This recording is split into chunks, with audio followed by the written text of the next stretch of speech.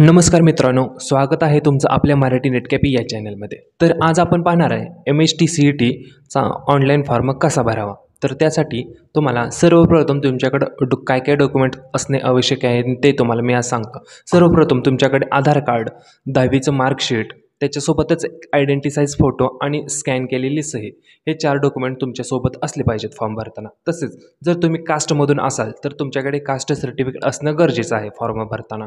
तसेच याची online fee किती राहील आणि याची लास्ट डेट किती आहे, हे लास्ट डेटसारखी एक्सटेंड होत राहते, म्हणजे तारीखसारखी पुढे मागे होत राहते. तर त्यासाठी मी याची लास्ट डेट हे डिस्क्रिप्शनमध्ये दिलेले आहे, ते जाऊन तुम्ही पाहून घ्या. तसेच फॉर्म भरताना कोणती चूक केल्यानंतर तुमचं हॉल तिकीटला प्रॉब्लेम येऊ शकतो, तेही आज या व्हिडिओमध्ये तुम्हाला सांगणार आहे. तर व्हिडिओ शेवटपर्यंत पहा आणि चला तर व्हिडिओला सुरुवात करू.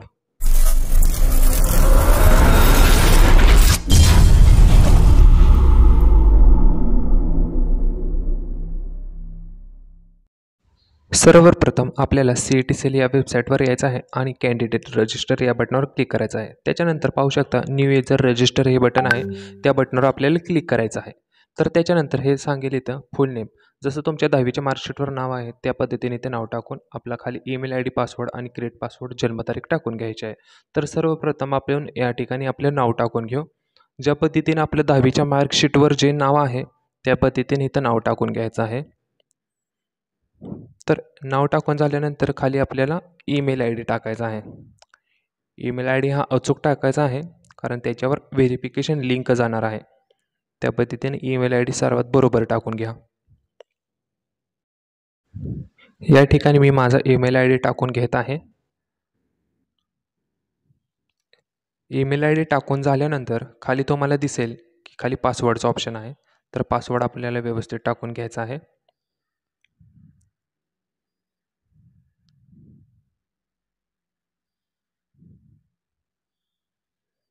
याच्यानंतर आपण पासवर्ड टाकून घेऊ.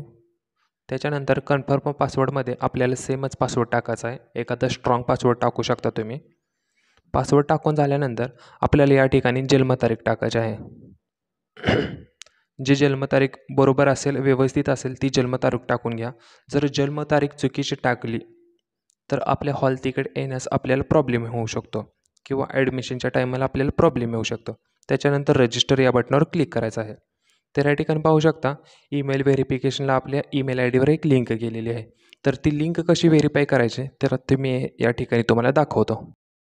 यानंतर आपल्या मोबाईलमध्ये आपल्याला ईमेल ID ओपन करायचा आहे. तर त्या ठिकाणी आपल्याला MHTCET या नावाचा एक मेल ID आलेला असतो. तर या ठिकाणी खाली पाहू शकता या ठिकाणी ब्ल्यू अक्षरामध्ये व्हेरीफाय ईमेल हे बटन आलेलं आहे. तर हे व्हेरीफाय बटन या ऑप्शनवर क्लिक करायचं आहे. या ठिकाणी मी करून घेत आहे. तर त्याच्यानंतर आपल्याला क्रोम या ब्राउझरवर आपण ते घेऊन जाईल आपल्याला. तर त्याच्यानंतर व्हेरीफाय झाल्यानंतर प्रोसीड ॲप्लिकेशनवर क्लिक करायचं आहे. क्लिक हिअर टू प्रोसीड निळ्या अक्षरात दिसतात, तर त्या बटनावर क्लिक करायचं आहे. तर या ठिकाणी येईल ऑप्शन बॅक टू ॲप्लिकेशन. या ठिकाणी आपला ईमेल व्हेरीफाय झालेला आहे. तर त्याच्यानंतर आपण आपल्या ॲप्लिकेशनमध्ये परत येऊ. या ठिकाणी ईमेल व्हेरिफिकेशन झालेलं आहे. तर त्याच्यानंतर click here to log in या बटनावर क्लिक करायचं आहे.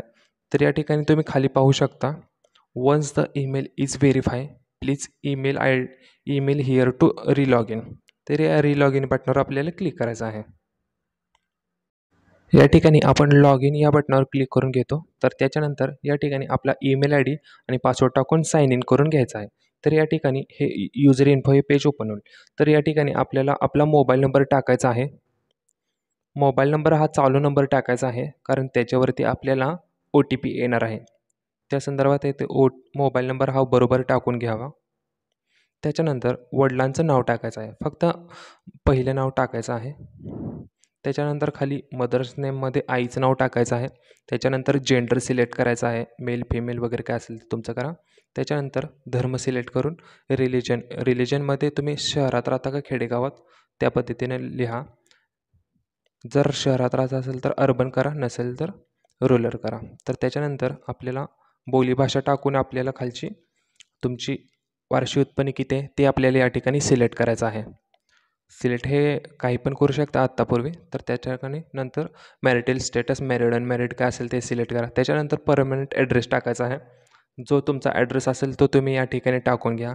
ॲटफोस्टो विटा या पद्धतीने टाकला तरी चालेल. म्हणजे तुमचं जे कोणतं गाव असेल ते गाव टाकून घ्या. त्याच्यानंतर ॲड्रेस लाईन 2मध्ये तुमच्या नगरचं नाव टाका किंवा एखादा रोड, गल्ली, चाळ वगैरे काय असेल ते टाकून घ्या. त्याच्यानंतर आपल्याला राज्य सिलेक्ट करायचं आहे. त्याच्यानंतर जिल्हा सिलेक्ट करायचा आहे. तर त्याच्यानंतर तालुका या पद्धतीने प्रोसेस करा. त्याच्यानंतर गावाचं नाव सिलेक्ट करायचं आहे. गावाचं नाव सिलेक्ट केल्यानंतर त्या गावाचा पिनकोड टाकून घ्यायचा आहे आपल्याला. हे सर्व झाल्यानंतर खाली अजून एकदा मोबाईल नंबर विचारेल. जो वरती मोबाईल नंबर टाकलेला तोच या ठिकाणी मोबाईल नंबर टाकून घ्यायचा आहे. तर त्याच्यानंतर correspondent address same as permanent address आहे का, तर असेल तर येस करून टिक करायचे आहे. तर दोन्ही ॲड्रेस सेम होतील आपले. तर त्याच्यानंतर अदर इन्फॉर्मेशन वगैरे विचारेल, महाराष्ट्रातून आहे का तुम्ही, तर येस करायचं आहे. मायनॉरिटी, डिसॅबिलिटी असेल तर येस करा, नसेल तर नो करा. तर या ठिकाणी 10वी कधी झाले ते विचारेल तुम्हाला. तर 10वी पासआउट डेट इयर टाका. त्याच्यानंतर 10वीचे पर्सेंटेज टाकून घ्या या ठिकाणी. 10वीला कोणता बोर्ड होता ते बोर्ड टाकायचं आहे या ठिकाणी. तर 10वी कोणत्या राज्यातून झाली तर हे राज्य सिलेक्ट करायचं आहे या ठिकाणी. तर 12वी तुमची चालू आहे का पूर्ण झाली तर या ठिकाणी ते सिलेक्ट करायचं आहे. त्याच्यानंतर सेव्ह चेंज या ऑप्शनवर क्लिक करायचं आहे. या ठिकाणी डाटा सेव्ह झालेला आहे पाहू शकता. त्याच्यानंतर रजिस्टर या बटनावर क्लिक करून आपल्याला MST CET या ऑप्शनला क्लिक करून आपण फॉर्म भरायचा आहे. या पद्धतीने आपलं युजर रजिस्टर झालेलं आहे. तर या ठिकाणी तुम्हाला मी दाखवतो आपल्याला फी किती पडेल. तर या ठिकाणी ओपनला फी 1000 दिसते या ठिकाणी आणि कास्टला बाकी सर्व कास्टला 800 रुपये फी आहे. SC ST OBC VGND वगैरे SBC सर्व कास्टला 800 रुपये. त्याच्यानंतर आय ॲग्री बटनावर क्लिक करून ॲक्सेप्ट अँड प्रोसीड या बटनावर क्लिक करायचं आहे. तर या ठिकाणी आपण जी आधी माहिती भरली मागाशी तर ती सगळी या ठिकाणी शो करेल. व्यवस्थित चेक करून घ्या. जर यामध्ये काही चूक वगैरे असेल तर आपल्याला बॅक जाऊन ते एडिट करावं लागेल. तर या ठिकाणी बॅकच्या ऑप्शनवर यायचं आहे. हे प्रॉम्प्ट चेक करा. या ठिकाणी प्रोफाईलवर जाऊन एडिट प्रोफाईलवर क्लिक करून तुम्ही जी माहिती चुकली ती व्यवस्थित करून घेऊ शकता. नसेल चुकली तर या ठिकाणी कॅप्चा टाकून आपल्याला सेव्ह अँड प्रोसीड या बटनावर क्लिक करायचं आहे. या ठिकाणी मी सेव्ह अँड प्रोसीड या बटनावर क्लिक करतो. त्याच्यानंतर आपण जो मोबाईल नंबर टाकला त्याच्यावर एक OTP येईल आपल्याला. तो OTP या ठिकाणी आपल्याला टाकून द्यायचा आहे. माझ्या मोबाईलला तो OTP आलेला आहे आणि तो मी या ठिकाणी OTP टाकतो. OTP टाकून व्हेरीफाय OTP या बटनावर क्लिक करायचं आहे. या ठिकाणी OTP व्हेरीफाय झालेला आहे. तर त्या ठिकाणी ॲप्लिकेशन नंबर भेटलेला आहे. त्याच्यानंतर प्रोसीड या बटनावर क्लिक करू. या ठिकाणी आपला 1 नंबर स्टेप कंप्लीट झालेला आहे. त्याच्यानंतर सेकंड स्टेप आपली इनकम्प्लीट आहे ती पूर्ण करून घ्यायची आहे. तर या ठिकाणी आपल्याला विचारा आपली कास्ट कोणती. तर माझ्या इथे ओपन कास्ट आहे तर मी ओपन टाकतो. जर EW जर असेल ओपनवाल्यांकडे तर एस करा, नसेल तर नो करा. अदर कास्ट टाकणार आहेत जर OBC SC वगैरे कास्ट असेल तर SC कास्ट करा. त्याच्यानंतर कास्ट सर्टिफिकेट तुमच्याकडे असणं गरजेचं आहे. तर त्या ठिकाणी येस करून अवेलेबल कास्ट करून कास्ट सर्टिफिकेटचा नंबर टाकायचा आहे आणि तुमची जात तिथं मेन्शन करायची आहे. आत्ता माझी जात आहे या ठिकाणी हिंदू मराठा आहे तर मी या ठिकाणी हिंदू मराठा टाकून फॉर्म भरत आहे. तुमची कोणती कास्ट आहे त्याप्रमाणे तुम्ही करा. त्याने या ठिकाणी विचारा ऑर्फन आहे का, असेल तर येस करा, नसेल तर नो करा. तर त्याच्यानंतर सेव्ह अँड प्रोसीड या बटनावर क्लिक करून घ्या तुम्ही. त्याच्यानंतर आपल्याला विचारेल आपली क्वालिफिकेशन डिटेल्स. ही आपली 10वीची डिटेल्स आपण टाकलेली बरोबर होती. त्याच्यानंतर सेव्ह अँड प्रोसीड या बटनावर क्लिक करू. याच्यानंतर आपल्याला कोणता विषय ठेवायचा आहे, PCM ठेवायचा का PCMB हे 2 ठेवायचे. तर जर ठेवायचं असेल तर येस करून आपल्याला लँग्वेज सिलेक्ट करायचे आहे. दोन्ही पण ठेवू शकता तुम्ही ॲज वेल ॲज. त्या ठिकाणी आपल्याला एक्झाम सेंटर टाकायचं आहे. महाराष्ट्रातून जे सेंटर तुम्हाला 4 जवळ सेंटर पडेल ते 4 सेंटर टाकायचे आहेत. मला हे 4 सेंटर जवळ पडतात, सोपे आहेत. तर ते मी हे 4 सेंटर या ठिकाणी टाकून घेत आहे. सांगली, कोल्हापूर, सातारा, पुणे. तुम्हाला जे सेंटर जवळ पडेल ते तुम्ही टाकून घ्या. त्याच्यानंतर आपल्याला फोटो आणि सही अपलोड करायचे आहे. या ठिकाणी सिलेक्ट ओपन फोटोग्राफ करू. त्याच्यानंतर ओपन फाईलवर क्लिक करू. आणि जो कोणता फोटो आपला आयडेंटिटी साईज फोटो आहे तो या ठिकाणी आपल्याला सिलेक्ट करून घ्यायचा आहे. या ठिकाणी फोटो सिलेक्ट करून अपलोड केलेला आहे. तर याच्यानंतर सेम या पद्धतीनेच आपल्याला सही पण अपलोड करायची आहे. या ठिकाणी सिलेक्ट करायचे आहे. ओपन फाईल या बटनावर क्लिक करायचं आहे. आपला सहीचा कोणता फोटो आहे तो या ठिकाणी सिलेक्ट करून ओपन या बटनावर क्लिक करायचा आहे. आणि त्याच्यानंतर जर क्रॉप करायचं असेल तर या क्रॉप या बटनावर क्लिक करून ॲडजस्टमेंट करून डबल क्रॉप या बटनावर क्लिक करून ते क्रॉप होईल. त्याच्यानंतर अपलोड या बटनावर क्लिक करायचं. या पद्धतीने तुम्ही क्रॉप करून अपलोड करू शकता. त्याच्यानंतर फोटोंसही अपलोड झालेला आहे. त्याच्यानंतर सेव्ह अँड प्रोसीड या बटनावर क्लिक करायचं आहे. त्याच्यानंतर आपल्याला आयडेंटिटी अपलोड करायची आहे. जर कोणाकडे आधार कार्ड नसेल तर pan card, voter I D, bank passbook, Aadhaar E-very यापैकी कोणतं पण डॉक्युमेंट अपलोड केले तर चालेल. सध्या माझ्याकडे आधार कार्ड आहे तर मी या ठिकाणी आधार कार्ड हा ऑप्शन सिलेक्ट करून ते अपलोड करणार आहे. तर अपलोड या बटनावर करून ओपन फाईल सिलेक्ट करायचे आहे नेहमीप्रमाणे. त्याच्यानंतर या ठिकाणी आधार कार्डचा फोटो सिलेक्ट करू. जर PDF असेल तर PDF पण करू शकता. या पद्धतीने हा फोटो आधार कार्डचा अपलोड केल्यानंतर अपलोड या बटनावर क्लिक करायचं आहे. तर या ठिकाणी फोटो आधार कार्डचा अपलोड झालेला आहे. तुम्ही व्ह्यू या बटनावर क्लिक करून पाहू शकता आधार कार्ड अपलोड केलेलं. त्याच्यानंतर सेव्ह अँड प्रोसीड या बटनावर क्लिक करायचं आहे. तर खाली दिलेला फॉर्म ओपन होईल. आपण जी माहिती भरली तर ही माहिती व्यवस्थित पूर्णपणे वाचून घ्यायची आहे. त्याच्यानंतर सेव्ह अँड प्रोसीड या बटनावर क्लिक करायचं आहे. जर माहिती चुकीची असेल तर तुम्ही बॅक जाऊन एडिट करू शकता. त्याच्यानंतर आपल्याला पेमेंट करायचं आहे. तर पेमेंट करताना येस या बटनावर क्लिक करू आपण. त्याच्यानंतर आपल्याला एक विषय सिलेक्ट केला आहे PCM तर 1000 रुपये फी दाखवत आहे. तर तुमचे 2 विषय असतील तर 2000 रुपये फी दाखवेल. आणि कास्टवाल्यांना जर 2 विषय असतील तर त्यांना 1600 रुपये दाखवेल. तर त्यांचा एकच विषय असेल PCM BQ कोणता तर त्यांना 800 रुपये फी दाखवेल. या पद्धतीने 800 आणि 1000 रुपये फी दाखवेल. कास्ट आणि ओपनमध्ये इतका फरक आहे. त्याच्यानंतर आय ॲग्री बटनावर क्लिक करून तर या ठिकाणी 1000 रुपये ओपन होतील. त्याच्यानंतर सेव्ह प्रोसीड अँड पेमेंट या बटनावर क्लिक करायचं आहे. त्याच्यानंतर रोजर पे या बटनावर क्लिक करायचं आहे. इन्स्ट्रक्शन येतील ते क्लोज करून घ्यायचे आहेत. त्यानंतर टर्म अँड कंडिशन ॲग्री करून प्रोसीड करायचं आहे. त्यानंतर ओके या बटनावर क्लिक करू. त्यानंतर पेमेंट गेटवे ऑप्शनवर आपण जाऊ. या ठिकाणी हे सर्व ऑप्शन आहेत पेमेंट करण्यासाठी. तर सर्वात सोपा ऑप्शन आपल्याला UPIच असतो.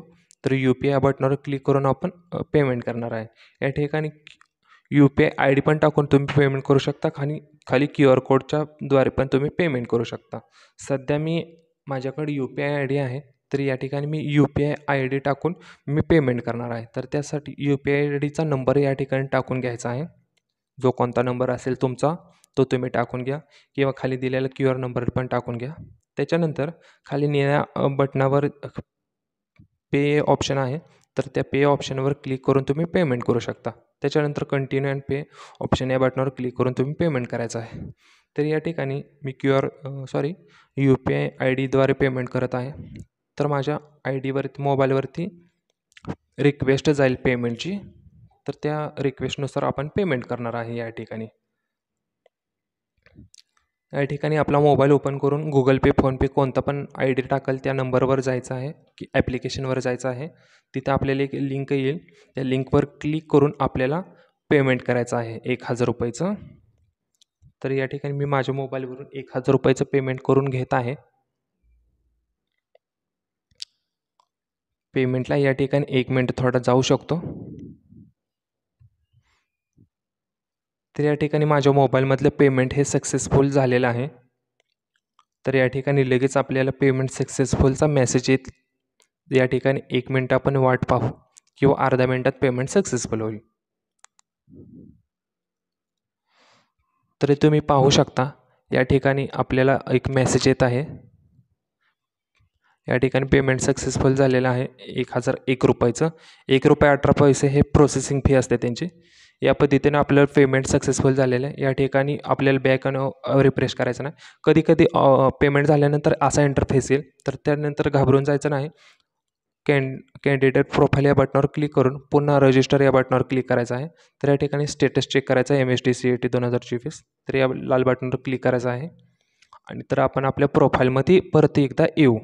तर या ठिकाणी आपला पूर्ण 9च्या 9 स्टेप 10च्या 10 स्टेप कंप्लीट झालेल्या आहेत. खाली येऊन तुम्ही पाहू शकता. प्रिंट ॲप्लिकेशन फॉर्म या बटनावर क्लिक करून आपण प्रिंट काढणार आहे. तर या ठिकाणी पाहू शकता आपल्याला प्रिंटचा ऑप्शन आलेला आहे, प्रिंट ॲप्लिकेशन फॉर्म. तर या ठिकाणी आपण क्लिक करून आपल्याला प्रिंट काढायची आहे. तर या पद्धतीने हा MST CETचा फॉर्म भरायचा आहे.